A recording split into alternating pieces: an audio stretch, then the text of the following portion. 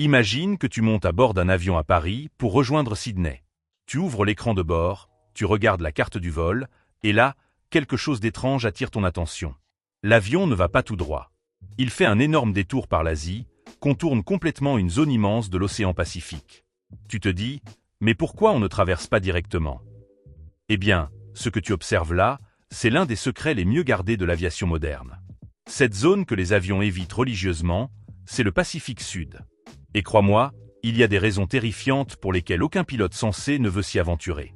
Alors, accroche-toi bien, parce que ce que tu vas découvrir va complètement changer ta façon de voir les voyages en avion. D'abord, parlons chiffres. Le Pacifique Sud, c'est 75 millions de kilomètres carrés d'eau. Pour que tu réalises l'ampleur, c'est plus vaste que l'Afrique, l'Europe et l'Asie réunies. Mais ce qui rend cette zone absolument terrifiante pour les pilotes, ce n'est pas sa taille, c'est son vide total. Regarde une carte du monde.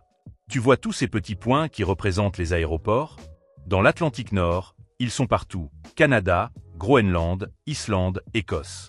Si quelque chose tourne mal, tu as toujours une solution à moins de 2 heures de vol. Mais le Pacifique Sud, c'est un désert absolu. Des milliers de kilomètres sans rien, juste de l'eau à perte de vue. Maintenant, imagine que tu sois pilote. Tu voles paisiblement au-dessus de cette immensité bleue quand soudain, ton moteur gauche s'arrête. Pas de panique, tu as encore un moteur, mais tu dois te poser rapidement. Tu regardes autour de toi, et tu réalises que l'aéroport le plus proche est à 8 heures de vol. Avec un seul moteur. C'est exactement pour ça qu'existe une règle absolue dans l'aviation, les TOP.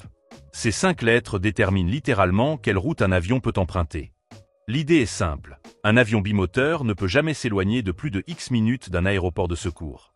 X dépend du type d'avion et de ses certifications. Les premiers jets étaient limités à 60 minutes. Imagine, tu ne pouvais pas t'éloigner de plus d'1 heure d'un endroit où te poser. Aujourd'hui, les avions les plus performants comme le Boeing 787 ou l'Airbus A350 peuvent voler jusqu'à 370 minutes avec un seul moteur. Ça paraît énorme, mais face à l'immensité du Pacifique Sud, c'est encore insuffisant. Mais attends, tu vas me dire, et les gros avions à 4 moteurs? L'Airbus A380 ou le Boeing 747? Bonne question. Techniquement, ces mastodontes ne sont pas soumis aux mêmes restrictions. Avec 4 moteurs, même si 2 tombent en panne, l'avion peut encore voler. Mais voilà le truc, les compagnies aériennes ne veulent quand même pas prendre de risques. Parce que le problème, ce n'est pas que les pannes mécaniques. C'est infiniment plus complexe. Imagine qu'un passager fasse un arrêt cardiaque à 35 000 pieds au-dessus du Pacifique Sud. Ou qu'un incendie se déclare dans les soutes. Ou qu'il y ait une décompression brutale de la cabine. Dans tous ces cas, il faut atterrir immédiatement. Et immédiatement, au milieu du Pacifique Sud, ça n'existe pas. Les pilotes ont un concept qui me donne des frissons, le point de non-retour. C'est le moment exact où il devient plus rapide de continuer que de faire demi-tour. Imagine que tu sois au milieu du Pacifique Sud et que tu passes ce point. À partir de là, quoi qu'il arrive, tu ne peux plus revenir en arrière. Tu es engagé dans une course contre la montre avec l'océan le plus hostile de la planète. Mais il y a encore plus fou. Tu sais cette ligne droite que tu vois sur les cartes d'avion? Elle n'est pas vraiment droite. La Terre étant ronde, le trajet le plus court entre 2 points est en fait une courbe qu'on appelle la route du Grand Cercle. C'est pour ça qu'un vol New York-Tokyo passe par l'Alaska et non pas directement par le Pacifique. Pareil pour le Pacifique Sud. Si tu traces réellement la route la plus courte entre Sydney et Santiago sur un globe, tu découvres qu'elle ne passe pas par le centre de l'océan, mais se courbe vers l'Antarctique. Heureusement, parce que ça permet de rester relativement proche de la Nouvelle-Zélande ou du sud de l'Amérique. Mais même ainsi, ces routes restent à la limite absolue de ce que la sécurité permet.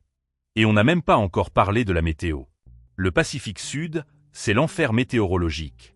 Contrairement aux continents avec leurs milliers de stations météo, l'océan est à peine surveillé. Les satellites aident, mais ils ne peuvent pas tout prévoir. Et quand tu parles de phénomènes comme les courants jets, là, ça devient vraiment terrifiant. Ces rivières de vent dans le ciel peuvent dépasser 400 km/h. Imagine ton avion qui percute un mur invisible à cette vitesse. Les turbulences peuvent être si violentes qu'elles projettent les passagers au plafond. Et le pire, tu ne peux pas toujours les détecter à l'avance. Pendant la saison des cyclones, entre novembre et avril, le Pacifique Sud devient un véritable champ de mines atmosphériques. Tout ça a un coût faramineux. Traverser le Pacifique Sud demande une planification au millimètre près. Les compagnies doivent calculer non seulement le carburant pour la route, mais aussi des réserves pour les détours, les attentes, les imprévus. Un Boeing 787 peut avoir besoin de 20 tonnes supplémentaires de carburant rien que pour cette traversée. À 1 000 $ la tonne, ça représente 20 000 $ de plus par vol. Dans une industrie où les marges sont ridicules, c'est énorme. Et puis il y a le silence. Dans les zones densément peuplées, les avions sont constamment surveillés par radar, en contact radio permanent. Mais au milieu du Pacifique Sud, tu entres dans une zone de silence presque totale. Les communications radio deviennent instables, les liaisons satellites ne fonctionnent pas toujours. Parfois, la position d'un avion n'est signalée que toutes les 30 minutes. 30 minutes. Tu réalises? Si quelque chose tourne mal, le monde entier peut ne pas le savoir avant une demi-heure. C'est exactement ce qui est arrivé au vol MH370, disparu sans laisser de traces dans une zone mal surveillée. Mais alors, comment font les quelques compagnies qui osent traverser cette zone maudite? Parce que oui, il y en a quelques-unes. LATAM relie Santiago à Sydney, Qantas assure des vols entre l'Australie et l'Amérique du Sud. Mais ces vols sont planifiés avec une précision chirurgicale. D'abord, ils utilisent uniquement les avions les plus récents et les plus fiables. Des Boeing 787 ou des Airbus A350 avec les certifications ETOP les plus élevées. Ensuite, ils tracent des routes qui passent le plus près possible des rares îles équipées pour les urgences.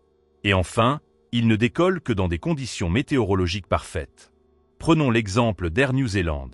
Leurs Boeing 787 peuvent voler 5h30 avec un seul moteur. Mais même avec cette capacité exceptionnelle, chaque vol est un défi logistique énorme.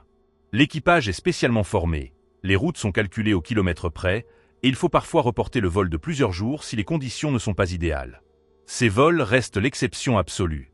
Et quand ils sont effectués, c'est grâce à une combinaison parfaite d'avions de dernière génération, de planification millimétrée et de conditions favorables. Un seul paramètre qui change, et le vol peut être annulé. Alors, est-ce que l'avenir nous réserve plus de vols au-dessus du Pacifique Sud? Peut-être. La technologie progresse à vitesse grand V. Les moteurs sont plus fiables, les systèmes de suivi satellitaire permettent une surveillance presque constante, les prévisions météo s'améliorent chaque année. Mais certains obstacles ne peuvent pas être effacés par la technologie. La distance entre les points d'atterrissage reste immense. Une urgence médicale nécessite toujours une réponse rapide. Plus de carburant signifie plus de coûts et plus d'émissions de CO2. Et dans un monde de plus en plus conscient du changement climatique, cette empreinte carbone devient un facteur critique. L'industrie explore de nouvelles pistes, avions à hydrogène, logiciels d'optimisation des routes en temps réel, meilleure surveillance satellitaire. Tout ça est prometteur, mais pour l'instant, le Pacifique Sud reste ce qu'il a toujours été, un défi monumental. Une étendue de 75 millions de kilomètres carrés qui nous rappelle qu'en aviation, l'itinéraire le plus direct n'est pas toujours le plus sûr. Alors la prochaine fois que tu verras ton vol faire ce détour bizarre sur l'écran, tu sauras pourquoi. Voler, ce n'est pas juste relier deux points. C'est le faire en revenant vivant.